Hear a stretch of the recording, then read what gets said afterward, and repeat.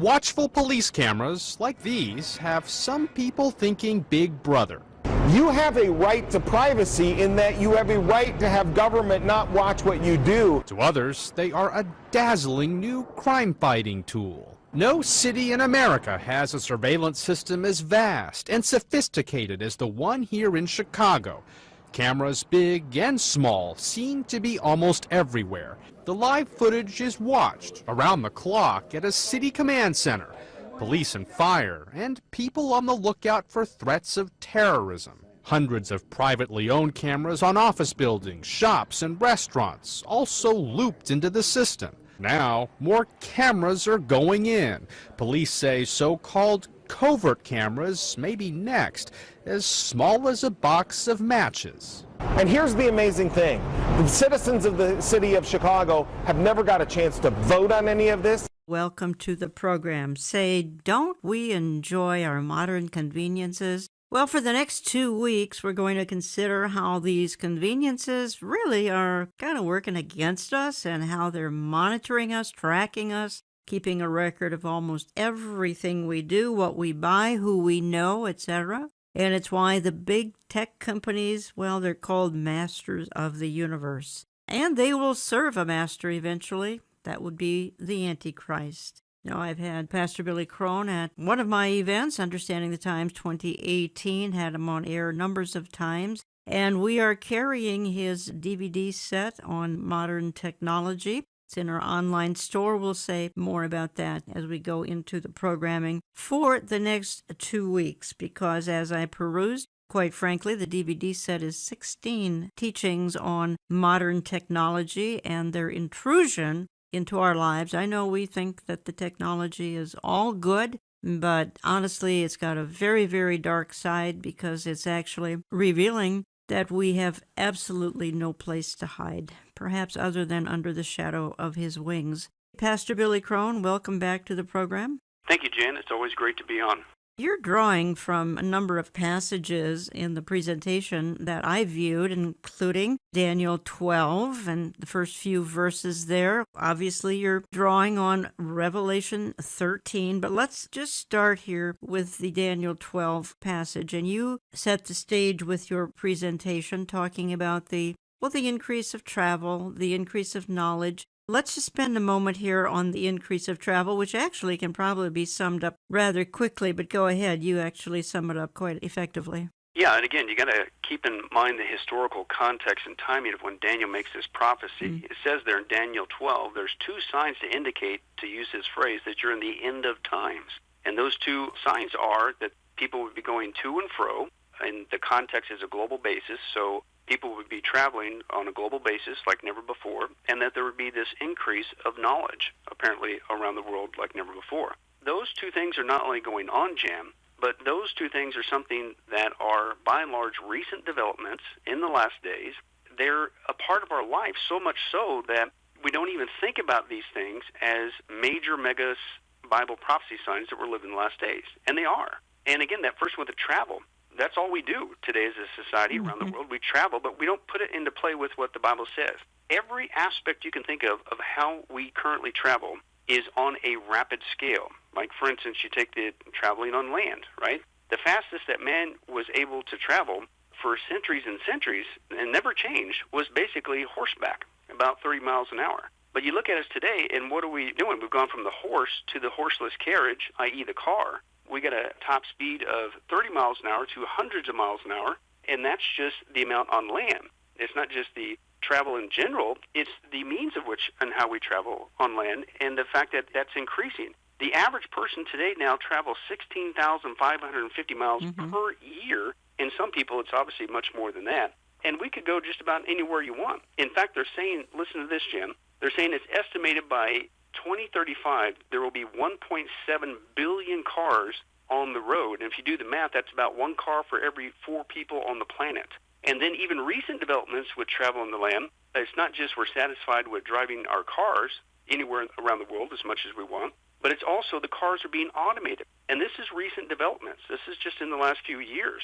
And it's not a couple fly-by-night companies. I think the last I checked, there's up to 30 different companies around the world who are pushing to automate the cars. They also want to automate the roads. and Right. things of that nature. And, of course, they're pitching it as this incredible utopia where you could just sit back, let the car drive for you, and it's all electronic, and you could take a nap. The point you make very effectively, Pastor Billy Crone, is the increase is exponential. I mean, we can go into space now if we'd like to spend a weekend probably on the moon. We'll probably be able to do that at any time. But I think the point that you're making is we're headed toward a one-world system, and lots of things have to happen before this one-world system can be installed. And the increase of everything, let's focus here on travel, knowledge, etc. That's Daniel 12. The increase is staggering. And you bring that out. You even bring out how communication has been needed to increase. I mean, let's face it, we started out with maybe even writing on rocks, perhaps. You even show how we have advances in money. Folks, this is all to bring about a one-world global system. And you're right, Jen. We know where it's leading because the Bible says the big issue where it's headed is towards the 7-year tribulation, the Antichrist. Exactly. And what's he going to establish? He's going to establish, with the help of a guy called the false prophet, a religious cohort, he's going to establish a one-world religion, a one-world government, and a one-world economy. One world means the whole world's going to be under this deal. And like you said, back to the travel. Jan, for centuries and centuries, we lived in isolated continents. People didn't travel back and forth. And it's not just the increase, like you said, of travel. It's also in the air. We can fly anywhere we want on the planet. And that's even speeding up. There are certain services today that they basically want to get you from here to Europe within an hour or less. It's crazy, and I'm not making this up. It's all documented. And even on the sea, right? And in space, look at the news. They're saying, man, we're going to go back to the moon. They're coming out in just a couple of years with something called the Moon Express, that the average Joe, not just an astronaut, can actually take a trip to the moon. But you have to have this increase of travel to break down the continental barriers so that you could at least take that first step of creating a global government and a global economy by being able to be in the same proximity to talk about these things to get people to go along with your plan. But I want to give a little illustration here because you outlined the history of money and the concept of trade, because all of this is a part of how things have morphed over the last 5,000 years. The concept of currency ultimately boils down to trade.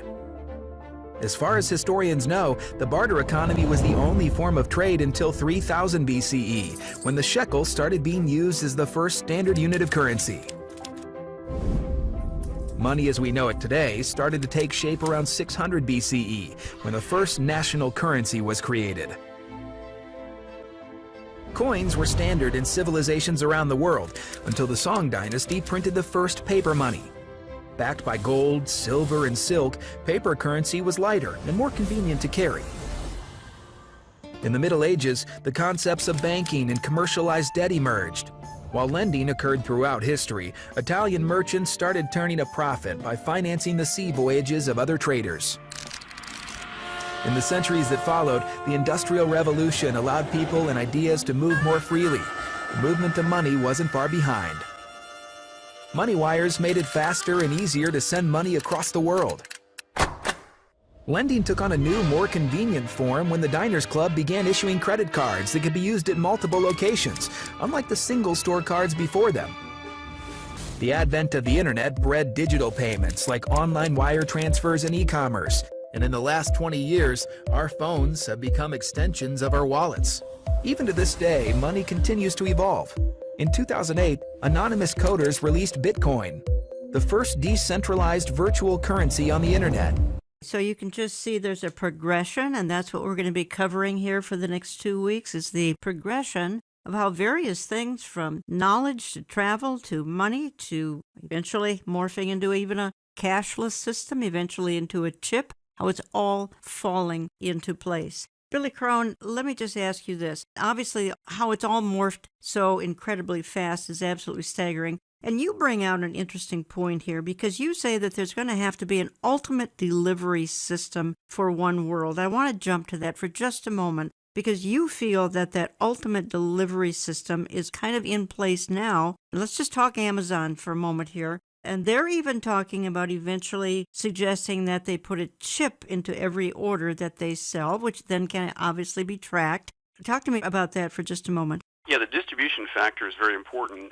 not only communication needs, but also specifically, you mentioned there's a passage, Revelation 11, that talks about the account of the two witnesses. Yes. Now, the two witnesses, again, John's writing this about 2,000 years ago. You got to put yourself in his shoes. It must have seemed, if you're familiar with that passage, that it must have seemed like science fiction to him, if you will. How are these people going to gaze on these two people's bodies, the two witnesses? The Antichrist is allowed to overpower them and kill them. Their bodies are lying there in the streets. How is the whole world, because it says it there, going to gaze on these bodies for 3.5 days? But keep reading. It also says that these people are so excited and are gloating over the death of these two righteous men that they're going to send gifts to each other. And it's all within the context of 3.5 days. Well, that's 2,000 years ago when John gets his vision. He's like, well, first of all, how could the whole planet watch two dead bodies on a street? And then how are people going to send gifts to each other on the whole planet within 3.5 days? Well, you and I, we don't even sneeze at that. First of all, as far as watching a global event, that's with the global satellite communication technology. We could watch anything anywhere on the planet at any time. And that's very important. Folks, that's happened in our lifetime. And this whole topic of modern technology, by the way, is very important, especially for the scoffer. Oh, come on, you Christians. You've been saying Jesus is coming back for all these years. Nothing ever changes. No, not when it comes to modern technology. Technology that's even happening as we speak is coming into play with Bible prophecy passages. You couldn't do this before, but you could do it now. You could watch these bodies all over the planet. But the other aspect, you mentioned Amazon. I don't think it's by chance they've arisen to become the global distribution leader. Because, again, what's the time frame there? You have to get a product, a celebratory gift, to anybody anywhere on the planet within 3.5 days. Just like with travel, just like with communication, so it is with distribution. For years and years, it was impossible to get something from one part of the globe to another. But then, sure enough, we eventually went from the Pony Express here to the U.S. Postal Service and then UPS, and then we had third-day air and second-day air and next-day air, and we've been conditioned with that. And then here comes along Amazon, and they take it to a whole new level. You talk about rapid and easy ability to get a product around the planet in 3.5 days. They've blown it away. Amazon, of course, they have for their prime customers, you can not only get your shipping for free, but you can get your product within 2 days, wherever you basically want. And then Amazon is going even further, and they're getting ready to launch what's called Amazon Prime Air, and using drones, now you can order your, quote, celebratory gift in 30 minutes or less. And then it's not only things, products, it's even food. Amazon's huge on that. Right now they offer a service where you can get food from Amazon in 2 hours or less. You pay a little bit extra, you can get it in an hour or less. And then speaking of even more recent developments, the delivery service for food, and again, the reason why I bring that up is because, hey, if you're going to celebrate something like, say, the death of two witnesses, you don't just want to send a gift. You want to send like a cake or, hey, let's go get a party tray of sandwiches and stuff of that nature. Right now, what are we going on? You got all kinds of options to send food anywhere. Grubhub, Uber Eats, Eat24, DoorDash, all that stuff. But Amazon has taken it even further. The speed of ordering is going crazy. You can do it with the click of a mouse anywhere on the planet. You could do it with the Amazon app. They also have these things called the Amazon Dash button, if you're not familiar with that. And basically, they'll send you a button. All you got to do is push that button, and it automatically, you don't even use your computer. It will automatically reorder that thing and have it shipped to you. They're also increasing the speed of transaction. And Amazon is now launching, this is all recent developments, they're now launching what's called Amazon Go services. And basically, these are stores that you can go into on the fly, and you don't need cash. Yeah. You can just use your phone. And you literally walk into the store, and you grab whatever you want, and you walk out. It's all automated. It can save time, but I have a theory, Jen, it goes like this. There's only one problem with that cashless payment system with your phone that Amazon is encouraging people to do. You could lose it, or it could get stolen. And then what are you going to do? You're not able to purchase what you need. Wouldn't it be amazing if you could take that same device, i.e. the phone, that already has a chip in it, maybe pretty soon for certain Prime customers, you can get an Amazon Prime chip that could be installed into your hand, and with the wave of your hand, now literally with a chip instead of a phone, you can make your purchases, you can be tied into the system, and folks, it sounds like science fiction, but that's exactly where it's headed. You're listening to Understanding the Times Radio. Jan Markell. Have Pastor Billy Crone on the phone here from Las Vegas. We're carrying one of his DVD sets. This is an 8 DVD set with 16 compelling teachings. And it is on how modern technology is, well, dare I say it's a blessing and a curse. We'll get to the curse part here in just a moment because we're being surveilled just about at all times. One of the things that has to happen to go along with all of this would be, obviously, a cashless society. Ultimately, I want to get to talking about things like the 5G network. What is that all about? How about social media? How about your iPhone? How is that affecting you? Not every day, every minute. What about the predictive angle of technology? Technology is trying to figure out what you're thinking about and what you're going to decide 2 weeks from now so that they can act before you even think about it. Those are some of the things we're trying to cover in this 2-week series, but I want to move to cashless here. Many economists believe the future will be cash-free. You're already seeing it from everywhere you go, whether it's your baseball game or to your local deli. Now, Sweden is getting there even faster than anyone else, according to a New York Times report. And 4,000 Swedes, now get this, have microchips implanted in their hands so they can pay for products with just a wave of their hand. Makes the Apple Watch kind of look obsolete. So on top of that, many Swedish companies are asking their employees to get implants to pass through access points and to pay for conveniences. Now the red flags start going up. So for our red flags, we have to turn to legal media analyst Lionel. Lionel, thanks for joining us on this. I know you've got some red flags, and I feel like I'm reading out of the book of Revelation possibly. So what concerns come to you arise from humans microchipping themselves? This is the mark of the beast. This is, listen, no, let me tell you something. I mean, I'm no biblical scholar here, but it's amazing the parallels made. Now listen, let's get down to brass tacks. Would you, not you, I wish they'd stop with this. They go, we're going cashless. We've been cashless. Where's this cash? Ever buy a house with cash or a car? We've got this. I don't even have, I got a couple of bucks. We've been cashless. But that's not the issue. One of these days, these kids, I think you call them millennials or something, they're going to take these little tiny RFID, radio frequency identification chips, about the size of a grain of rice. And they're going to be cool, Scotty. Oh, they're going to be waiting in line overnight to get implanted. And they're going to say, look at this.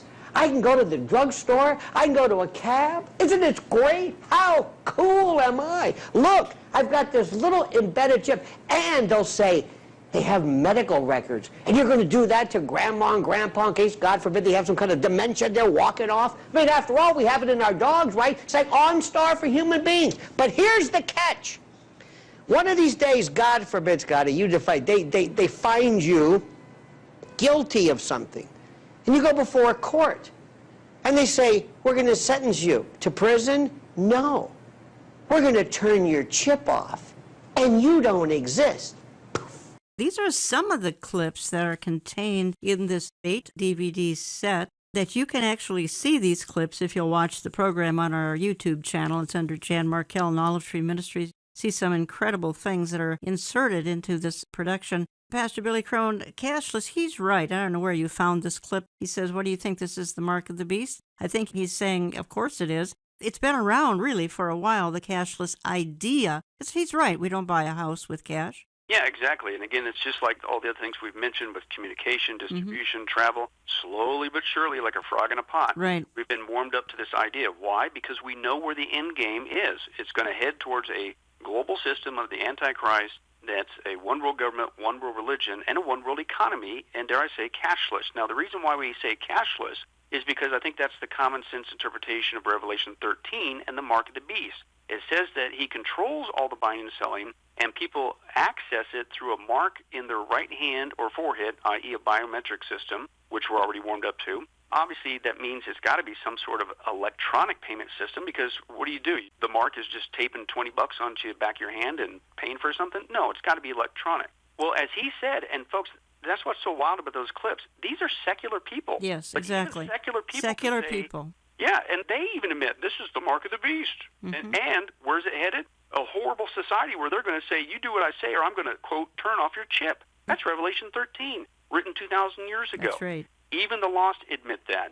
Again, we've been warmed up to it. And what I liked about what they mentioned is not only basically we're already there as a cashless society, even here in America, you're seeing a whole different trend. You're seeing whole countries now completely converting to cashless. not as an option. It's now your only option. As you mentioned, Sweden right now is 99% cashless. They're literally doing away with cash. So even if you have cash, you're going to be shut out of the system.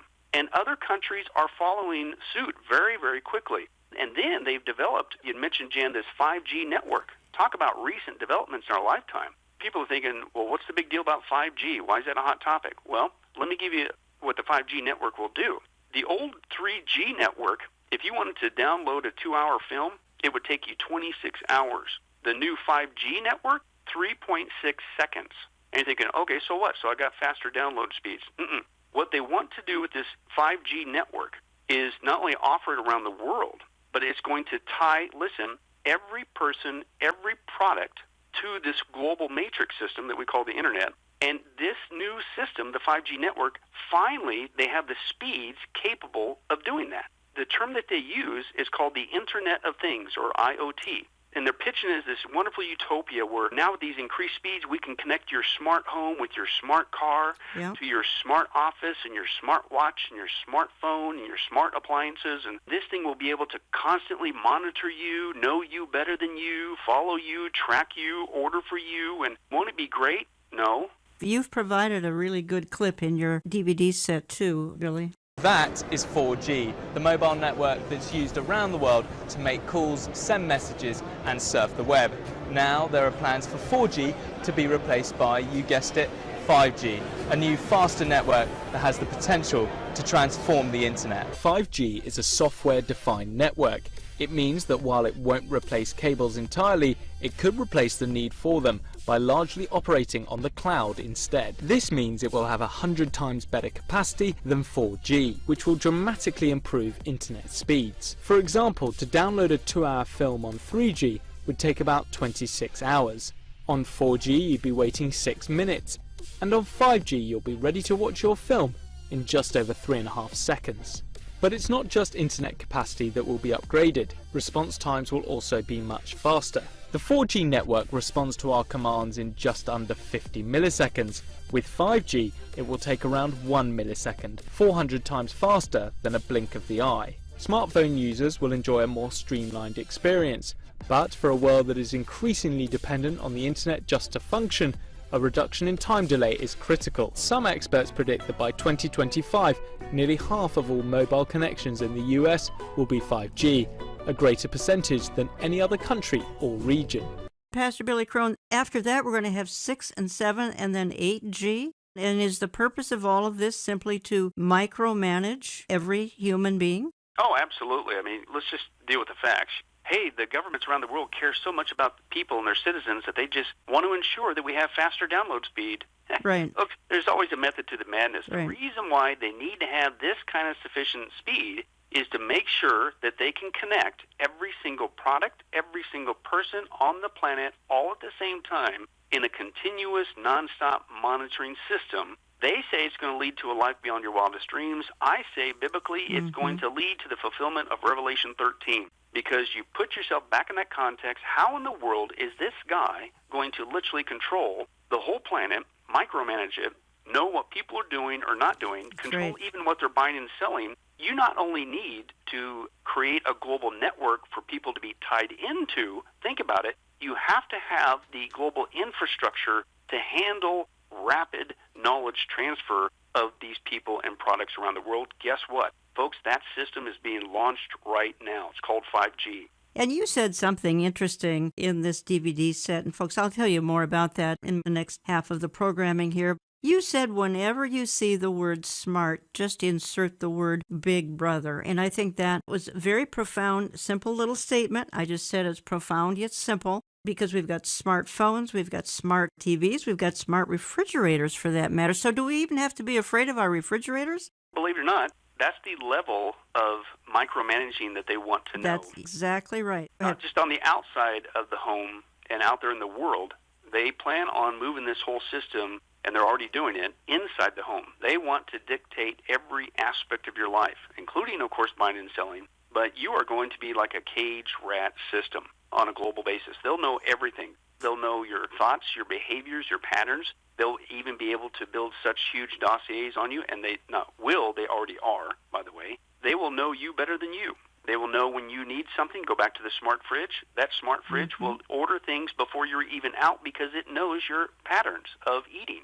Also, there's actually been some secular people saying, well, wait a second, if they're going to control not just buying and selling, but my eating habits, then they could tie this into the medical system, and what if they know what I'm eating, and then that affects whether or not I can have health care, or they're going to demand what kind of food I can and cannot eat based on my health. Folks, that's what this kind of a system is leading to. It's a nightmare global micromanaging system, but it shouldn't shock the Christian, at least the one who studies prophecy. This is exactly what you need for Revelation 13. Exactly. Folks, we're going to continue this. I'm going to take a real short time out here. And when I come back, we have so much to cover yet because, again, I said a few minutes ago, I'm not quite through with the cashless society yet. What about social media? I mean, many of my listeners are on social media. As a matter of fact, we push social media here because it's a great way to keep folks connected to each other. You think you're just maybe keeping up on your kids and grandkids and what they're doing? Well, there's another side to that, actually. Your iPhone, well, it's actually listening. Do you know that it might even be watching you? It really is. So we'll get into all of this as we keep moving on here into the next segment and next week as well, because I really want you to be apprised, informed, and to be able to, quite frankly, fight back. More in a moment. Don't go away. They're a part of the global elites. That's the right. global elites think that they're going to come out on top on this scenario. It is the Antichrist scenario. It is Satan's man for the time. They're even going to be duped, I believe, and find out his true colors because he's a liar and the father of all lies, John chapter 8, and he's a murderer. He's been one from the beginning. We don't present programming like we have today to scare you, but to prepare you to deal with our times. We strive to make you watchmen on the wall. If you miss a program, catch it on our website, olivetreeviews.org. That's olivetreeviews.org. We have a visual YouTube where you can see the program on our YouTube channel at Jan Markell and Olive Tree Ministries. You can also listen at your leisure at oneplace.com and also download their mobile app. The program will be sent to your devices Saturday morning. Here's Jan and Pastor Crone. When Brianne Kimmel gets ready to go in the morning, cash is not in the equation. I think the last time I went to an ATM was 2 years ago. She streamlined her wallet to credit cards only. Cash, she feels, is inconvenient and dangerous. There's a lot of times where I think if I had a lot of cash on me, I'd be a little bit anxious. Between 2000 and 2015, non-cash payments in the U.S. grew by almost 400%. $338 for you. Okay. I haven't really needed cash, to be honest. It's either my credit card or if I'm out with friends, I'll use Venmo. Venmo, the mobile app where people can pay each other on a smartphone, now processes $2 billion a month.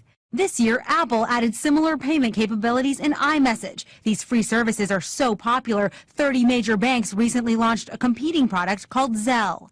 Doing away with paper money has been a big boom for small businesses, too. Chicken park. Washington's family-run Italian chain Bazzelli's has been in business for 5 decades. But at their newly opened downtown location, they've taken a radical step to remain competitive. No more cash. If you want to buy your lunch here, you'll have to pay with plastic. Welcome back. You know, at one time, our world was totally separated, different continents, etc. Still are different continents, but very, very connected now. We talk about these things in my print and e-newsletter. Why not sign up online or give my office a call and you'll find the product advertised in those items, e and print newsletter that we're talking about this week and next. And that's Pastor Billy Crone's 8 DVD set on technology. Pastor Billy Crone, you've titled this set what?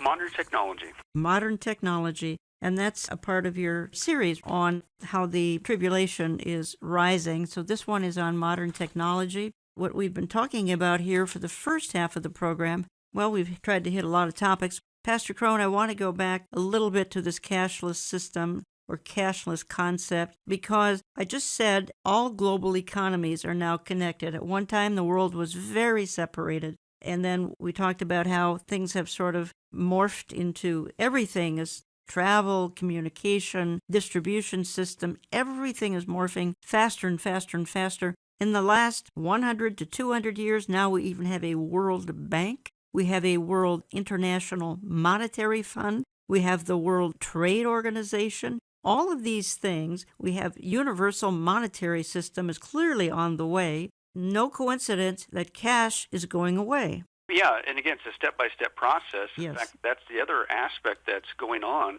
even with these global trade treaties. What do you think those are all about? They're taking huge sections of the planet, and they're combining them all into one. And, of course, ultimately, we talk about specifics. The Bible talks about the Antichrist kingdom, if you will, in the 7-year tribulation. There's going to be a 10-horn kingdom. Some people say that this is talking about 10 economic regions around the planet being split up. And these trade treaties, of course, the latest one was TPP, that Trump pulled out of. Why did the elites, why did they freak out so much over his decision to pull out of that? Because the global trade treaties are a part of pulling the planet together into one giant economy, step by step. In fact, we also see that aspect in the fact that it's going cashless. Just to give people a quick experiment, it's not just going cashless. We're now starting to see, even in our own country, even if you wanted to pay cash, you don't have that option That's anymore. right. Not only in food restaurants and other places, but I'll give you an easy experiment. I fly all over the place all the time. Guess what? Try paying cash for anything on the airplane anymore. They do not That's accept true. cash. You're absolutely right. So You're we're right. already there, and it's all being tied. And again, we know where it's headed if you read the Bible. It's headed towards the Antichrist kingdom. You said something that triggered something in my mind. And again, I've seen about 13 of the 16 in this 8 DVD set that we're talking about this hour and next week. We're trying to whittle that down into a 2-hour discussion. Not easy to do. Something you said triggered in my mind, and that is this. The reason I think that men like Donald Trump, for that matter, Benjamin Netanyahu, even the new head of the UK, he's not new, but the election was rather recently in the UK, Boris Johnson, are rather hated is that they are nationalists and not globalists. One of the things that President Trump has done is he's very anti some of these trade deals. He's talking here with Hillary Clinton. This would be back in 2016. They were having a debate, one of the many debates they had. Let's go back in time here to 2016. Your husband signed NAFTA, which was one of the worst things that ever happened to the manufacturing industry. That is your opinion. You go to New England, you go to Ohio, Pennsylvania, you go anywhere you want, Secretary Clinton, and you will see devastation where manufacturing is down 30, 40, sometimes 50%. NAFTA is the worst trade deal maybe ever signed anywhere, but certainly ever signed in this country. And now you want to approve Trans-Pacific Partnership. You were totally in favor of it. Then you heard what I was saying, how bad it is, and you said, I can't win that debate. But you know that if you did win, you would approve that, and that will be almost as bad as NAFTA. Take you to the White House. President Trump this week, his first full week in office, we can now tell you that he has signed 3 today, including one that does withdraw the United States from the Trans-Pacific Partnership. This infuriates the globalists. If you're going to have a one-world system, you need these types of trade organizations in place, and that's why he's thrown such a monkey wrench into the globalist plan. Yeah, and I agree with you, Jen. I think that adds the part of the reason why that not just people in our own country, certainly the liberal mindset, but even other countries around the world give horrible press to our president, is because he's bucking the global system and the global elitists. And for years, they've pretty much had their way. In fact, even in school, even our own secular school here in America, what have kids growing up, now the millennials, been trained? Don't think about national sovereignty. Certainly don't think about God or Jesus in the Bible. You are a universal citizen. Obama was huge on those kinds of phrases because we need to act locally, but we need to think globally. Our school systems for decades have been training kids growing up that they are global citizens of the future. And the future is we're going to have a one-world government, a one-world religion, and one-world economy, and isn't it going to be great? And in fact, the globalists are even taking it to the next step, if you're paying attention to the media, is they're now calling for a universal basic income. We just need to be able to divvy out, control all the buying and selling, and we'll dish out your income. Who do you think right now would be warmed up to that idea? That we need to let the government just socialize everything, give us a universal income, we get free education, free health care. Who am I talking about? We have a political party cheering all of this on. We have some candidates on the left who would love to be in charge of it. Exactly. And again, that tells me who they're in bed with, so to speak. Mm-hmm. They're a part of the global elites. That's the global elites think that they're going to come out on top on this scenario. It is the Antichrist scenario. It is Satan's man for the time. They're even going to be duped, I believe. and find out his true colors, because he's a liar and the father of all lies, John chapter 8, and he's a murderer, and he's been one from the beginning. These people are being duped, but that tells you which side of the fence, prophetically, these people are working for. And here comes Trump. Boy, no wonder they're going after him. And look at their antics, Jan, that's in the news. Ever since, even before he got into office, they are going after him with the most obtuse charges, unsubstantiated charges. They're making stuff up every week just to try to take the guy out. Why? Because he is the epitome of trying to put a stop to what they want to accomplish, and they have their way. If Hillary, in my opinion, got in, folks, I don't even know where to even begin on that. From a spiritual perspective, this is what I've said from the get-go. I don't work for the Trump campaign. I don't work for the Republicans. I'm just looking at it as a Christian. But I think that Donald Trump's time in office in our own country is a spiritual reprieve.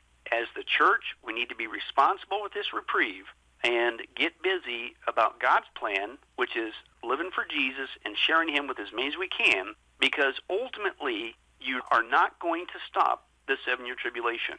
It's going to come. So if God's given us a spiritual reprieve, a window, then we need to be responsible with it. Unfortunately, what I'm seeing from even Christians is they're more in love with this economy than they're concerned about living for eternity and taking people with them. Moving on here, and if you just joined me, I'm spending this week and next talking to Pastor Billy Crone. You can learn more at his website. You can find a ton of products at getalifemedia.com, getalifemedia.com. We're carrying this 8 DVD set on modern technology in my store, olivetreeviews.org, views as in viewpoint. olivetreeviews.org. You can call my office. You can, again, get on our newsletter lists. We'll promote them and offer them in the various newsletters. And again, we have a lot to cover yet. I've sort of thrown out some topics that totally caught my attention. We're going to get here, hopefully, if not in this segment, certainly starting next week, to exactly how are we being tracked. Some of you are thinking, I don't use a lot of this technology. I do have a cell phone, and that may be the extent to my technology use. So I think I'm safe. No, you're not. We're going to get to that for sure next week if we don't get to it this week. In other words, there's this effort at spying going on that's just absolutely stunning. Billy Crone, you said in one of the presentations that I watched, if you aren't doing your business online, you'll be left behind. And what did you mean by that? I call the internet the matrix, matrix system. Because you think about the internet, which again, by the way, is a recent development in our lifetime. You can't say it's the same old, nothing ever changes. No. And I believe that the internet is going to be all a part of a couple different things that you need to fulfill certain prophecy passages. Certainly the buying and selling, because look at what's going on today. How do the bulk of people do their buying and selling? It's all online. It's through the internet. And not only just buying and selling, how do they take care of their financial situation, pay their bills, manage their finances? It's all online and things of that nature. So that matrix is already built. That matrix also helps fulfill the ability for being able to track and build databases on people because, again, Revelation 13, the Antichrist, the false prophet, not only control the buying and selling, but they also micromanage the planet. And they're going to know what people are doing or saying. And you look at everything that we do online, we are completely dependent on this matrix. We, again, buy and sell online, but we research online. We watch TV online. We communicate online. Just about anything and everything you think of is done online. Now, here's the point. That's your whole livelihood, right? It's all interconnected now to this, what I call the matrix. We call it the internet. This matrix, well, guess what? Now you become dependent upon that thing, and that can be used as leverage. So if you don't do what somebody says, they're going to shut you off from the matrix, from the internet. And guess what? You won't be able to buy and sell. We've never heard that before. But again, even more than that, you're not going to be able to access your bank accounts. You're not going to be able to get access to information. You're not going to be able to do anything. I can't make travel reservations. I can't do anything. I can't connect. I can't communicate. I'm completely shut out of this system.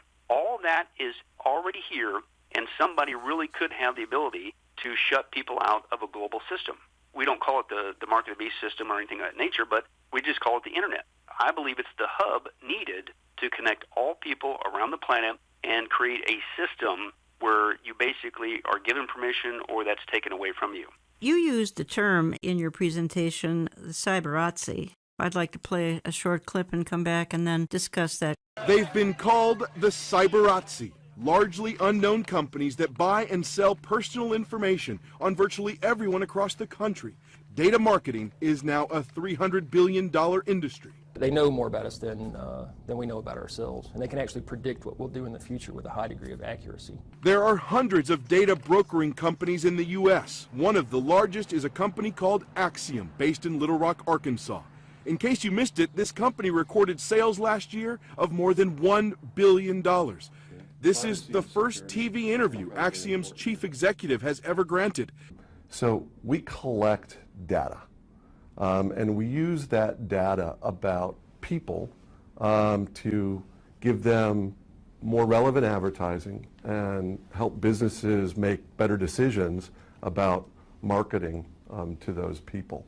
The raw data about individual people is run through complex algorithms, tracking purchasing and lifestyle patterns. Then you're grouped into a life stage cluster. There are about 70 different groupings with names like Savvy Singles and Apple Pie Families. It's all perfectly legal, but pinpointing exactly how it's all done and what they have isn't easy. Do you know the numbers to my bank accounts? So let me tell you what we know. We collect things like contact information, demographics, and your preferences on things. All these clips are shown in the DVD series on modern technology that we're carrying in our online store, olivetreeviews.org, or if you want to go to getalifemedia.com, you can learn a lot more there as well.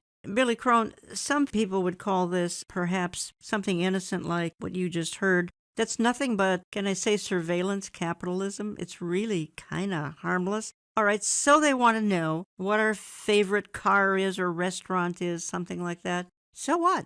If it would stay there, which I still personally have a problem with that anyway, I think we've been conditioned to allow a lack of personal privacy as somehow that's okay. I disagree. But yeah, let's just go there. Okay, so what? So they know what I like. They know what if I own a dog or a cat, or if I like camping or gourmet. That's right. I read the Bible or other books, or if I go to church services or I don't, and how much gas and food, what kind of food, my favorite vacation, and all these things, folks, they know. Again, they use this information, they sell it to third parties who want to sell you stuff. Okay, but the problem is it doesn't stay with them, and this is something that we thoroughly document. It goes into not only our own government system, it goes into governments around the world to monitor their citizens. Now, the biggest one that at least we're aware of that does it even in our own country is an outfit called the NSA, or the National Security Agency. They are storing so much information on us, not just these companies, but they have to build these giant storage facilities, okay, to house it, these data centers. In fact, here outside of Vegas, I think it's about 6 hours away from us, in Utah, they finished the Utah Data Center. Now listen to this. That data center, and that's not the only one, there's multiple ones in our country, not to mention other governments around the world, but this data center holds what's called a yottabyte worth of information. And you go, well, what's a yottabyte? That's the same as 64 trillion iPhones laid end to end, which is so many that it would stretch to the moon and back over 10,000 times. That's just how much information they're storing on us, and that's just one data center. And we've already were able to demonstrate, and it's in the news if you look, but most people don't, unfortunately, and they admit that that information is being used to catalog and look for suspects. Now, the problem with that, of course, they say, well, yeah, they should. They should get those criminals, or the buzzword terrorists, right? They should be able to do that to find those terrorists. Well, here's the problem, folks. It's called the slippery slope. Well, yeah. Didn't it begin with the Patriot Act some 20 years ago? Yeah, exactly. And the aftermath of 9/11, the so-called Patriot Act, which was not patriotic, by the way, also we saw the birth of what was called Homeland Security. And which to me I thought was very strange. And that document, I don't know, 800, 900 pages, a huge, massive thing. Do you really think that they typed that thing up just 2 weeks after 9/11? No. My theory is that was on the books for a long time. But anyway, after that, that's what's given them the, quote, legal ability to literally monitor even U.S. citizens on a scale that most U.S. citizens have no clue on. Billy Crone, let's be careful here, and let's clarify right now. We're heading into kind of the last fourth of the program here, that we're not trying to be conspiratorial. We're really not. Number one, we're trying to be biblical. And we set the stage by saying that there are various passages, particularly we're kind of zeroing in on Revelation 13, the one world system. And in order to have a global system, certain things have to happen. If the Bible is conspiratorial, then I think we are. But otherwise, you and I aren't trying to be conspiratorial. I'd just like to clarify that. Oh, absolutely. And Jan, that's why, believe you me, it's a lot more work for me on my end in the research. But we provide video clip after video clip after video clip, all news broadcasts, all legit. It's not from joeschmo.com, if there is such a website, or wackyconspiracyguy.org. This is in the news. So we're just reporting what the news is. So there is no conspiracy. The reason why we bring it up is because I believe it has everything as a sign that we're running out of time, that we're living in the last days, and it's not a time to be fearful. I'm not afraid of these events. I'm not afraid of these people, even though they're monitoring me. My goal is to be faithful, not fearful, to what Jesus Christ has called me to do before he comes and gets me, because I know I'm not going into this time frame called the 7-year tribulation. Amen. No. But in the meantime, I have the privilege as his child to share with people Jesus so they can take the way out of this mess too. Absolutely. And I appreciate that in your presentation. Again, I believe it's 8 DVDs. I appreciate how you emphasize in each one there's a way to avoid the time. We're talking about what's going to happen during what's known as the tribulation and the Great Tribulation. And Pastor Billy Crone very carefully reminds the audience there's a way to avoid that, and that's to put your faith and trust in the Lord Jesus Christ as your Lord and Savior and avoid that terrible time of calamity. Because the Bible says that there's never been a time like it on planet Earth. There never will be anything quite like it. And I think that's a good reminder, Billy, that there is a way out. His name is Jesus. Yeah. Well, again, if you're a Christian, this isn't to scare you. No. It should motivate you. Yes. Because the clock is a-ticking, so to speak. Time's running out. So get busy living for Jesus and sharing him. However, I will say this. If you're not a Christian, it should scare you. But it doesn't have to be scary if you would accept Jesus Christ as your Lord and Savior, because at that point, you will escape the whole thing to come. I want to go back quickly, and we do need to do it fairly quickly. We've talked about the credit card system. We've talked about the cashless system we've spent some time on. But wouldn't an ideal solution to all of that just be perhaps an implant, some sort of a chip? And you actually cover that in this DVD presentation. It's on modern technology, folks. And in fact, we have a whole study just on that aspect. The first step is to get the whole world interconnected into a global economy, mission accomplished. The second step is it has to get into a cashless form, a system for the mark of the beast. Mission basically accomplished. The next step is you got to warm people up to basically a biometric payment system, because it's going in the right hand of the forehead. Well, folks, guess what's been around for quite some time? And even for people, you're thinking, well, they're not going to go on this. I don't think this is by chance. What's one of the biggest trends out there now is you got people putting marks on their bodies. Of course, they call them tattoos. But there's also going into implants, bone implants, ring implants, nose implants, the stud implants. Do you think that whole community is going to object to getting some sort of mark in your body that will enhance your existence and enable you to buy and sell? They're going to line right up. In fact, that will be chump change compared to some of the things that they're doing. But not only that, you see the propaganda is here. Not only is Sweden already taking that next, quote, logical step, they're not only going cashless, they're having microchipping parties. Yes, the chipping parties. I think you showed some of those, and they're having a ball. They have no idea that they're foreshadowing what's going to happen in the tribulation. I think Sweden's become pretty much of a godless country. Oh, much of Europe is now godless. They have no idea. They're having a party, but someday the party will be under the Antichrist. In other words, it will be hell on earth. Yeah, you're absolutely right. I need to add this, though, Jan, because a lot of people say, well, that's Europe. At least here in America, there's no way that we're going to start chipping ourselves. No, it's already happening, folks, even here in America. In fact, if you're paying attention to the propaganda machine, they are encouraging us, even as Americans, to get microchipped as well. That's right. And what they're doing, and we bring this out, right now there's a call to microchip prisoners. That's one of the big angles they're going in. And again, they start at the end of the spectrum, and they work their way towards the ultimate goal, and that's to get everybody chipped. But let's start off with those bad guys, the prisoners. They deserve to be microchipped. And no.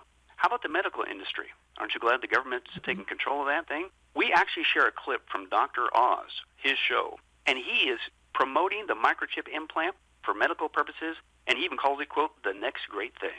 And it's like, are you serious? Dr. Oz is promoting microchip implants. Then they say you need to put it in your Alzheimer's person, loved one, in case they get lost. Just chip them like your dog. You're already used to doing that. Why not do it for them? And by the way, they don't even know anyway, so who cares? Then we document parents are being told you need to microchip your children in case they get lost like that Alzheimer's patient. And child abduction, that's a big issue, and it is, but man, come on, microchip your kids. And then we demonstrate through Hollywood. Hollywood, of course, working with the elites, is promoting that we've all just got to get microchipped. And we share a clip from Brooke Shields. I kid you not. She's not only for this microchip implant in case her kids get lost, but she's laughing and joking about it, saying, yeah, I want to get a baby low jack. It's just like, you got to be kidding me. But it's all out there, even in our own country. And not only our own country, Jam, but our own country, we're seeing individuals already getting chipped, and we're seeing it go to the next stage. There's certain businesses in our own country right now that are encouraging people, their employees, to get microchip implants. And not just to open up doors and use the fax machine and things of that nature for security purposes, it's also to pay for your food at the cafeteria. So back to the buying and selling. So this whole marking system is happening even here in the United States. Most people are clueless to it, but we know where it's headed. We don't have to be afraid. We know where it's headed. It's headed towards the Antichrist kingdom, who's going to create a global government, a global religion, a global economy, leading to a cashless system that's tied into with an electronic marking system, and we're seeing that in play. Now, so what's the point for you and I? Not to freak out. All that is, we don't know the day nor the hour, but that's an indicator that, hey, that means the 7-year tribulation must be getting close, because the machinery is all here. Mm-hmm. We, as Christians, leave at the rapture prior to the 7-year tribulation, so that means if I'm a Christian, I need to get busy, living for Jesus, loving him, sharing him with as many as I can. Or, if I'm not a Christian, I better get saved. I better get saved right now, because it's only through Jesus that you're going to escape this horror that's coming to this planet soon.